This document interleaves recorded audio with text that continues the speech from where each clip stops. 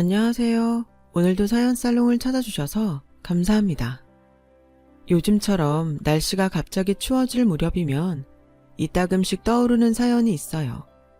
지금으로부터 몇 년 전, 평범한 회사원이었던 30대 중반 시절, 저는 직장 내 커플이었던 신랑과 막 결혼 준비를 시작했던 참이었어요.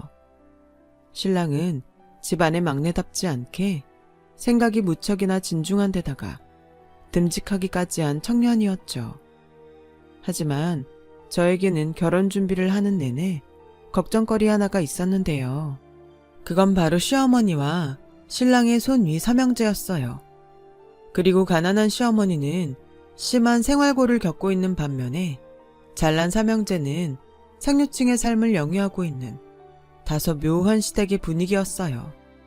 먼저 첫 번째 걱정에 대해서 얘기하자면 시어머니는 삼형제에게는 비싼 과외니 학원이니 뒷바라지하고 잘 가르쳐서 명문대까지 떡하니 졸업시켜 놓았으면서도 어쩌면 가장 마음 쓰일 늦둥이인 막내 신랑에게는 학원은커녕 대학 등록금 한 푼 지원해주지 않았다는 거예요. 그런 차별 대우 속에서도 신랑은 혼자 죽어라 공부한 끝에 명문대인 S대에 당당히 합격했지만 결국 등록금 문제로 인해 전액 장학금이 지원되는 대학을 선택해야만 했고요. 그래서 저희 첫 번째 걱정은 시어머니가 자식 차별하는 어머니가 아닐까 하는 것이었어요. 다음으로 시형제들도 걱정이기는 마찬가지였죠. 사실 오히려 이쪽이 더 복잡한 문제였어요. 시어머니의 뒷바라지 덕분에 S대를 졸업한 시형제들은 소위 사자 직업을 한 자리씩 꿰찬 사람들이었는데요. 그런 잘난 시형제들과 동서들은 평범한 직장인인 제 신랑을 대놓고 무시하기 일쑤였어요. 어렵게 자란 늦둥이 막내를 감싸지는 못할 망정 4년째 겨우 졸업한 무식한 놈 취급하지를 않나, 사자 직업을 갖지도 못한 집안의 수치라고 해대지를 않나, S대 동문인 형제들끼리 가족 외식을 하겠다면서 신랑에게 먹다 남은 잔반으로 비빔밥이나 해먹으라고 희죽거리던 날에는 제 치가 다 떨릴 지경이었어요. 상황이 이러니 저의 두 번째 걱정은 당연히 시형제들의 인성 문제였죠. 그렇게 저는 걱정 속에서 상견례 날을 맞이하게 되었고, 뜻밖에도 저와 친정 부모님 앞에 눈물로 고백하는 시어머니의 모습과 마주하게 되었어요. 걱정 많았지? 서운한 마음도 많았을 테고. 네? 형제들은 번듯하게 키운 것 같은데 막내인 내 신랑한테는 그러지 못한 이 시애미가 말이다. 솔직히 말씀드리자면 맞아요. 어머님이 아들 자식 편애하는 사람일까봐, 혹시라도 그렇다면 앞으로 아내이자 며느리로서 어떻게 대처해야 하나, 그런 고민이 컸죠. 막내 동생을 쭈그리 취급하는 시형제들의 모습도 조금 걱정이었고요. 조금 많이요. 미안하다, 미안해. 그게 다 내 업보란다. 내가 우리 막내를 그렇게 내몰고야 말았어. 업보라뇨?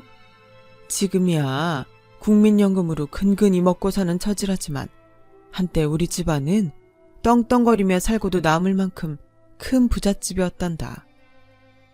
얘기는 가끔 들어서 알아요. 신랑 말로는 자기는 기억도 잘 안 나는 옛날 얘기라고 하더라고요. 그치, 우리 늦둥이가 국민학교 몇 학년 때던가? 암튼 그 무렵이었으니까는. 대체 무슨 일이 있었던 건데요?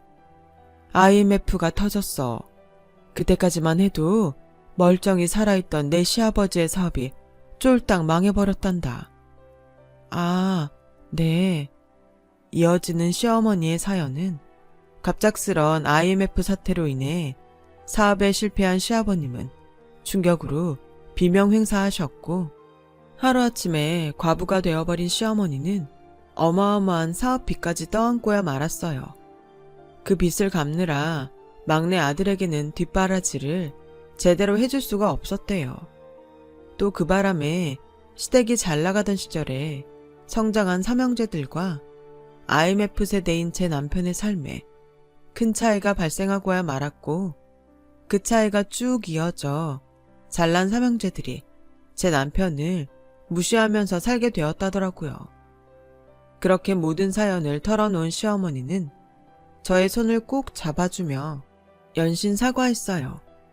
막내를 다른 형제만큼 가르치지 못했다는 거, 막내가 다른 형제들만큼 부유한 삶을 살지 못하고 있다는 거, 그게 내 평생의 한이고 막내를 향한 미안함이란다.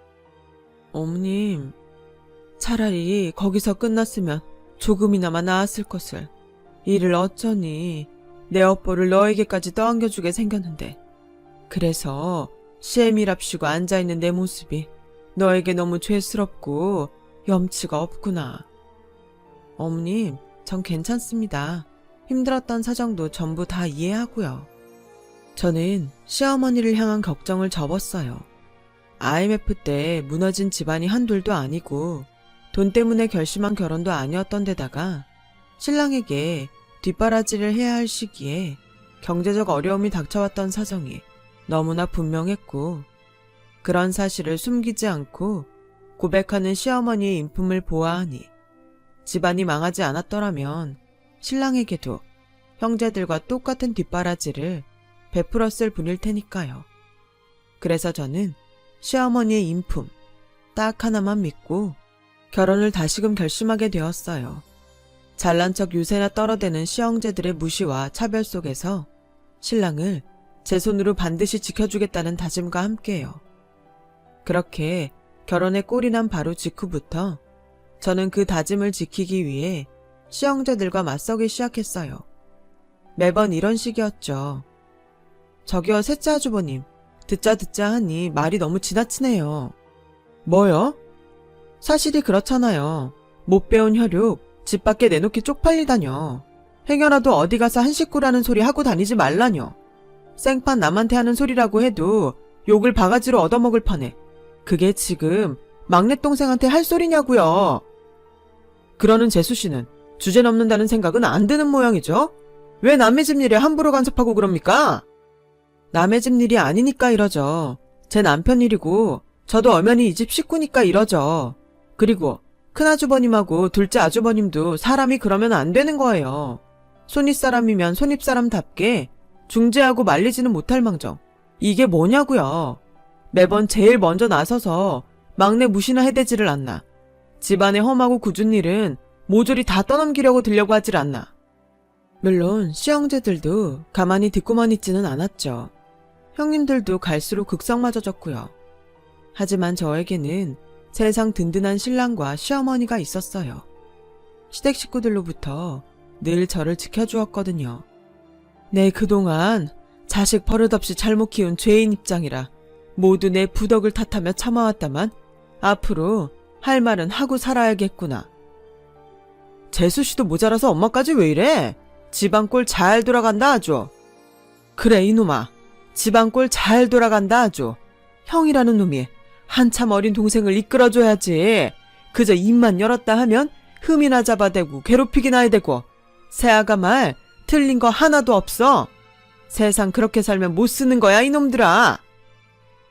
내 생각도 마찬가지야 형.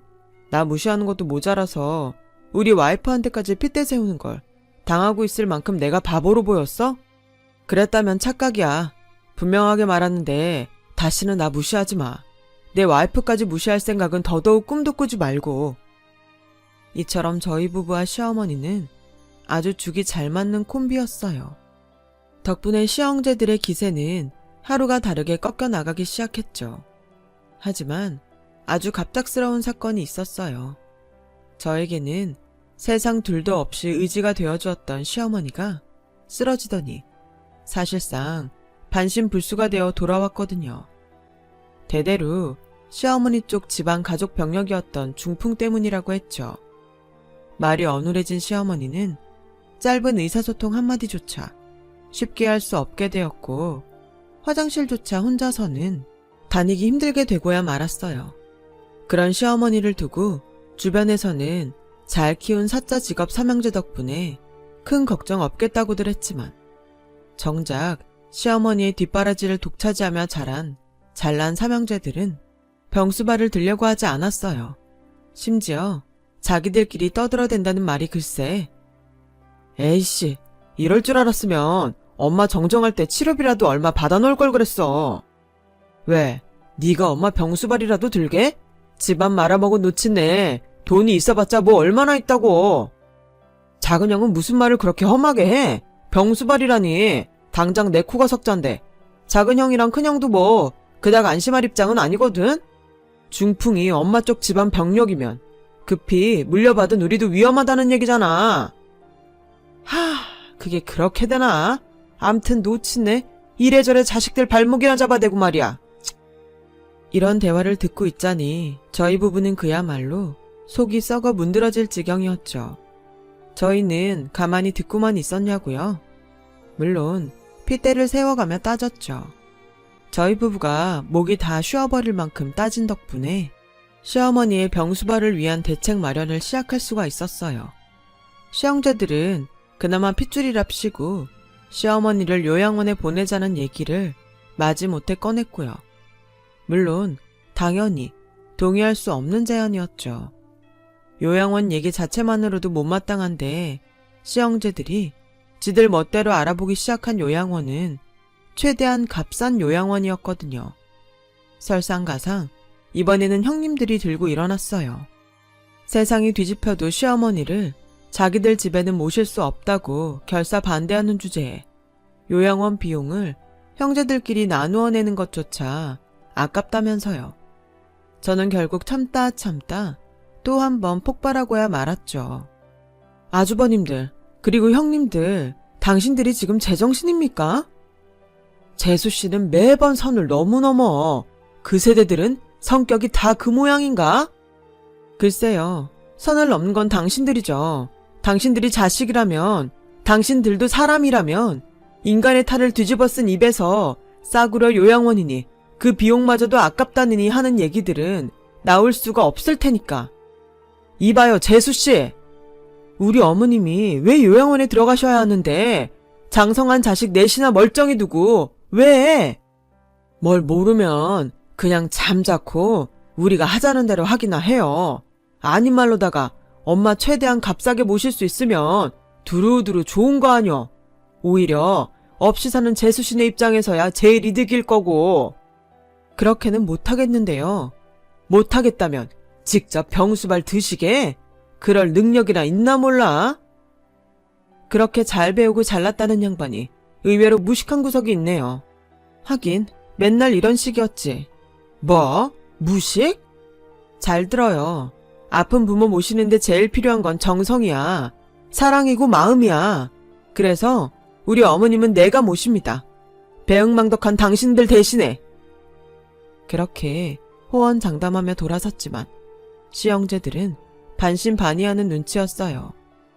그럴만도 했던 것이 맞벌이 부부인 저희 입장에서는 몸조차 제대로 가누지 못하는 시어머니를 24시간 케어하기는 어려운 상황이었으니까요. 저는 흔쾌히 사직서를 내면서까지 신혼집으로 시어머니를 모셔왔어요.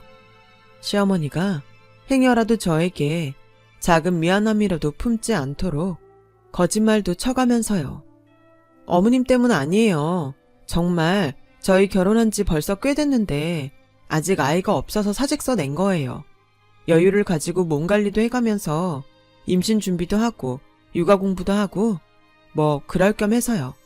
그러니까 절대 미안하지 마세요. 아셨죠? 그럼에도 어머님이 중풍으로 인해 삐뚤빼뚤한 글씨로 고맙다. 언젠가는 복으로 돌아올 일 있을 거야. 하는 편지를 적어 저희 부부에게 건넬 때면 저는 늘 한결같이 대답했어요. 저희가 어머님 자식이잖아요.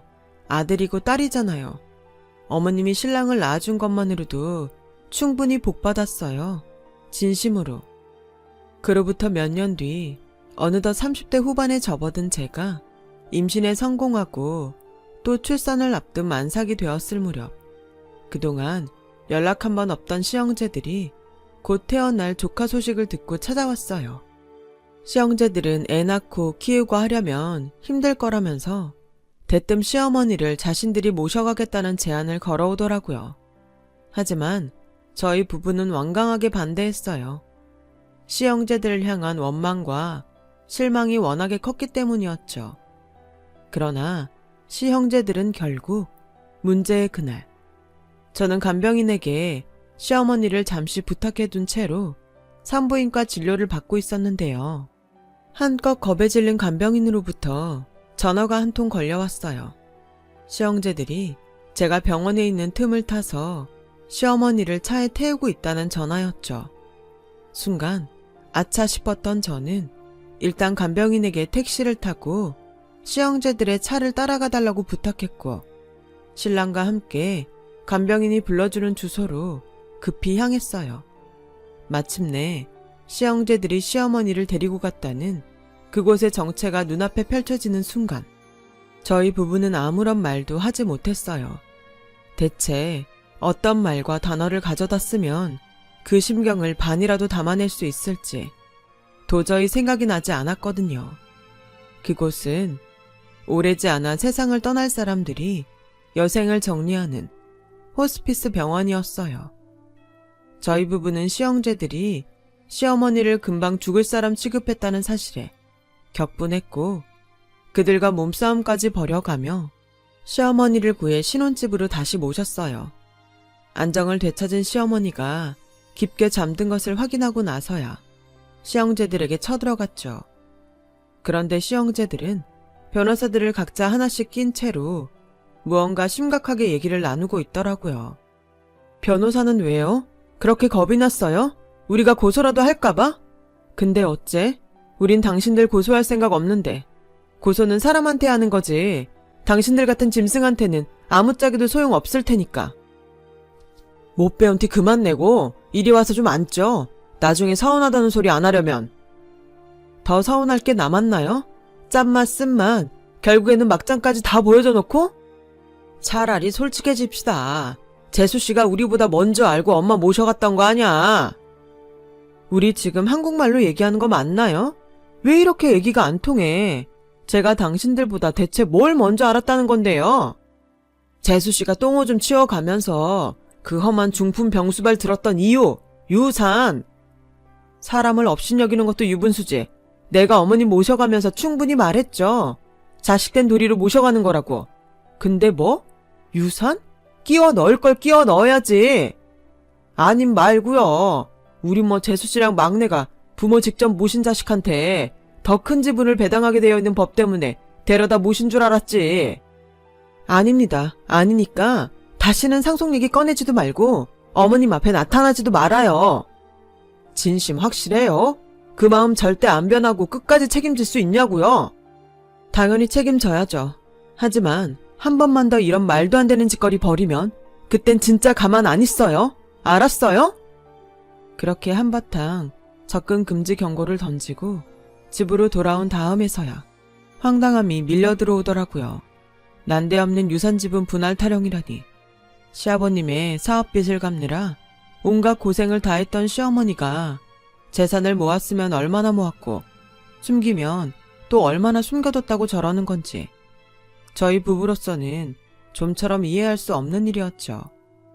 그런 와중에 다행이었던 건 경고가 제대로 먹혀든 모양이라는 점이었어요. 시형제들이 한동안 잠잠했거든요.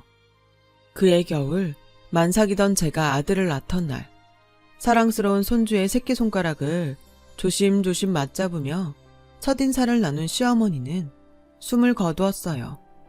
저희 부부와 손주가 지켜보는 가운데 아주 평온한 미소로요. 그런데 시어머니가 위독하다는 소식을 아무리 전해봤자 코빼기 한 번을 비추질 않던 시형제들이 장례식장이 다 차려지고 나서야 뻔뻔한 얼굴을 들이밀며 나타났어요. 그것도 각자 변호사 한 사람씩을 또 옆에 낀 채로 말이에요. 그런 시형제들은 명색이 상주라는 작자들이 장례를 모시기는커녕 밤낮으로 유산 지분 싸움만 벌여댔어요. 조문객들이 자신들을 향해 호로자식이라며 혀를 끌끌 차거나 말거나 싸움은 그치질 않았죠. 당연히 시어머니의 마지막 떠나는 자리를 정성껏 지키는 상주는 저와 신랑밖에는 없었고, 장례식 내내 꼴불견 시형제들을 꾹꾹 참아왔던 저희 부부는 발인을 마치고 나서야 길을 나섰어요. 아무런 명분도 모르는 시형제들을 이끌며 시어머니의 유언을 지팡하기 위해서요. 저희 부부가 형제들을 이끌고 도착한 곳은 어느 은행의 금고였고, 저는 시어머니가 임종 직전에 남긴 마지막 말을 모두에게 전했어요. 내 평생 못다 갚은 빚이 아직 많이 남아있단다. 그 빚을 청산하는 것이 내 마지막 소원이니 너희 막내 내외가 마무리를 지어주렴. 빚이요? 재산이 아니라? 네, 분명 빚이라고 하셨어요. 뭐 헷갈린 건 아니고요. 받을 돈이 있다는 말을 잘못 이해했다던가. 못다 갚은 빚이라고요. 갚지 못한 빚, 부채, 채무. 그러자 시형제들은 들었던 거랑은 얘기가 다르지 않냐며 저들끼리 싸워대기 시작했어요. 아무래도 무언가를 미리 알고 있었으며 큰 기대를 품은 채로 은행 금고까지 따라왔다는 눈치였죠. 저는 아무 관심 없었어요.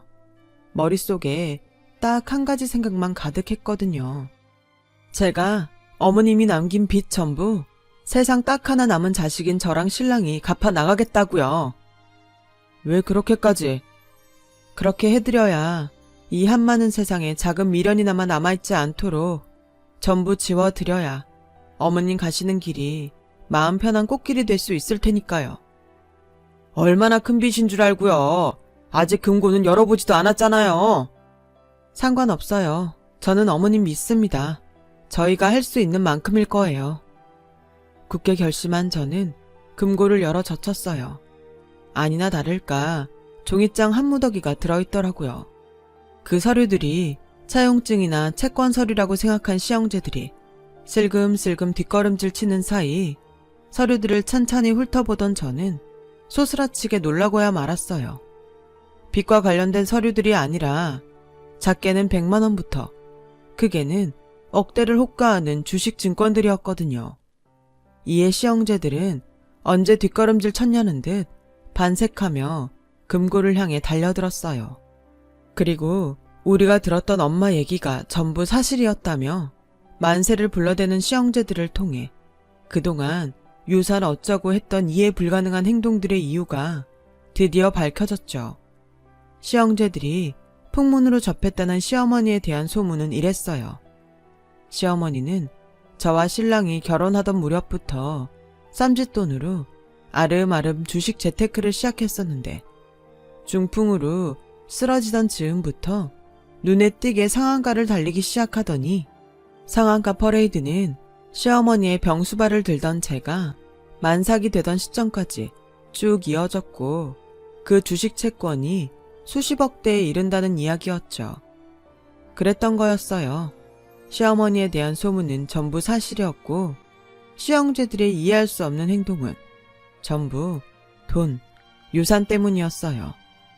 중풍 병수발을 해왔던 저희 부부가 행여 한 푼이라도 더 가져갈까 질투한 나머지 시어머니를 무단으로 데리고 가버렸고 그래놓고는 정작 병수발 들 자신은 없어서 시어머니를 호스피스 병동에 처박아 둔 채로 희희낙낙 유산 싸움이나 벌이고 있었던 거죠. 모든 내막을 알게 된 저희 부부는 시형제들을 향한 환멸에 치를 떨었지만 그러거나 말거나 시형제들은 또 각자의 변호사들에게 빨리 와달라며 전화를 돌리느라 바쁘더라고요. 시어머니가 갑자기 위독해졌던 탓에 별 다른 유언장을 남기지 못했고 유산 따위에는 욕심조차 없었기에 변호사니 뭐니 준비도 못한 저희 부부에게 불리했던 상황이었죠. 바로 그때 주식증권들 속에서 무언가를 발견한 제가 소리쳤어요. 잠깐만요. 이거 어머님 친필 편지예요. 확실해요? 엄마 친필 편지 확실하냐고 재수씨.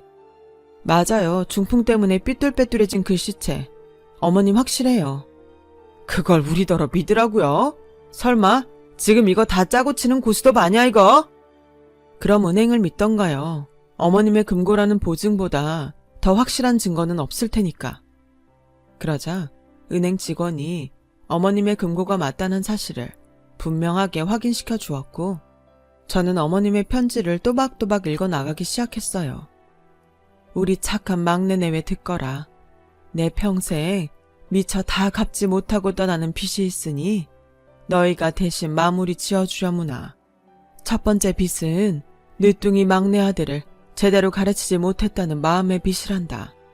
다른 형제들처럼 뒷바라지를 해주지 못해 지금껏 무시당하며 살게 만들었던 업보란다.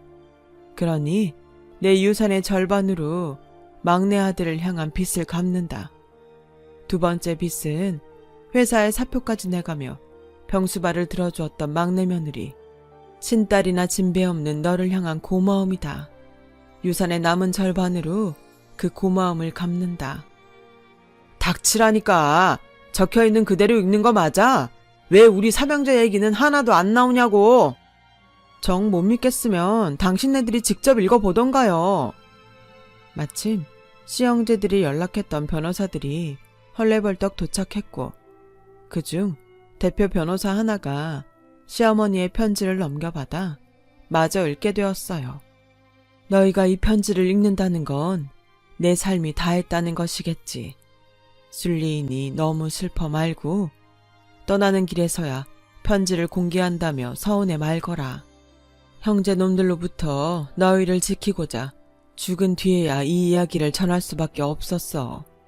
살아 생전에 유언장을 공표하면 내용을 고쳐놓으라는 성화에 나와 막내 내외가 모진 고생을 했을 테니 말이다.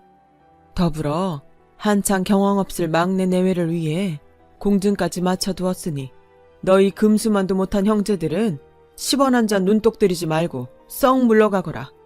평생 반성하며 살아. 내 저승에서도 똑똑히 지켜볼 거니까. 시어머니의 편지는 동시에 유서인 셈이었어요. 글귀의 내용대로 유일한 유언장임을 증명하는 공증서류가 발견되었으니까요. 이에 변호사들마저 시형제들에게 고개를 내저으며 저희 부부가 상속을 포기하지 않는 한 그들에게 돌아갈 재산은 없다는 사실을 전했고 잠시 고민하던 저는 마침내 대답했어요. 정말 유산 욕심 같은 건 전혀 없었어요. 금고를 열던 그 순간까지 단 한 번도. 지금도 마찬가지예요.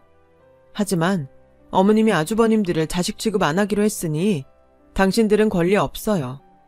어머님에게는 오직 저와 신랑만이 세상 유일한 자식이었으니 마지막 떠나는 마음 감사하게 받겠습니다. 그렇게 지금 수십억 유산을 상속받은 저희 부부는 이전과 다름없는 삶을 살고 있어요. 남편은 여전히 직장을 다녀요. 큰 부자가 되었음에도 겸손함과 성실함을 잃지 않았죠. 저는 육아를 하는 한편으로 요양병원에 봉사활동을 다니고 있어요. 요양병원의 어르신들이 저를 두고 글쎄 천사라네요. 그만큼 열심히 해왔고 이쁨도 받는다는 뜻이겠죠. 애석하게도 금수만도 못한 시형제들은 여전히 사자 직업 덕분에 잘 먹고 잘 살아요. 그렇다고 해서 너무 억울하게 생각하지 않으려고요. 그 자식들도 시형제들을 꼭 빼닮았는지 부모를 공경하기는커녕 돈으로밖에 안 보거든요. 뭐 부모가 할머니를 어떻게 대했는지 뻔히 보고 자랐으니 아주 당연한 일이겠죠. 그래서 시형제들의 삶은 결국 실패해버린 것과 다름없는 것 같아요. 훗날 시형제들이 늙고 병들었을 때 자식들로부터 어떤 대접을 받을지가 아주 훤하니까요. 항상 좋은 마음으로 바르게 삶을 살아가 보려 합니다. 그들과는 반대로 우리 아들은 사람같이 따뜻하게 자라지 않을까요? 긴 이야기 들어주셔서 감사해요. 항상 건강하시고 하고자 하시는 일 모두 이루시길 바랍니다. 여러분, 사연 댓글에 응원과 현명한 조언 부탁드려요. 좋아요와 구독은 저에게 큰 힘이 됩니다. 오늘도 좋은 일 가득하세요.